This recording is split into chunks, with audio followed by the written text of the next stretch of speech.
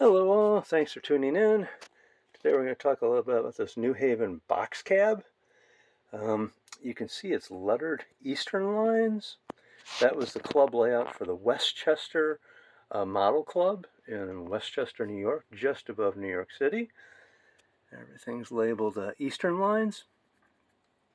This engine here has Alexander trucks, which he offered for his New Haven box cab starting in 1933. It's a dual motor, so you have two K&D number ones in there, powering all the wheels. The gears are well worn. This engine has seen a lot of miles.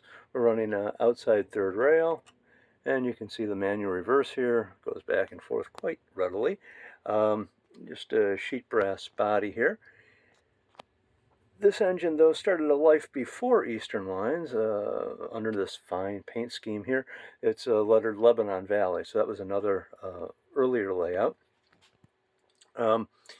Eastern lines for the Westchester Model Club started in 1935. Ed Alexander donated his layout, the Penn Eastern, to the club, and they moved the layout around a couple times. But in 1937, the beginning, New Haven Railroad, which conveniently had gone bankrupt in 1935, and they closed a number of stations, had this abandoned Pelham Manor station just outside of New Rochelle. So they were able to finagle the use of the station for the club, and you can see the overhead wires here. Here's the beautiful station, which was built in 1909.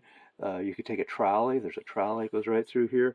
And so this was their new club home, which is quite an impressive home for a model club. And the tracks still continue through here today. And the neat thing is, of course, on the outside of the station, you could see a train like this running by the station, or you could go inside the station and see the model. So that's 1937, they got this station. 1939, Model Railroad is a 7-page spread, so that means you really arrived when you get a 7-page spread in Model Railroader. There's a quite elaborate layout that they had.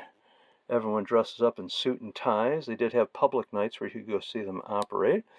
All the beautiful steam engines here. They did have Ed Alexander as a member, Fletcher Speed, who is a master builder, a number of talented builders in the club. There was a T-class here.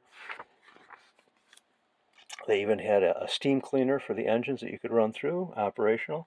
There's the throat of the station, quite nice. These ports would go from one room into another room in the actual station. This lowly little train would have been like the club brick. So when the steam engines broke down or they didn't have something running, go grab the brick to pull the train around. So we have the brick running today. The gears are well worn because this has many miles on it.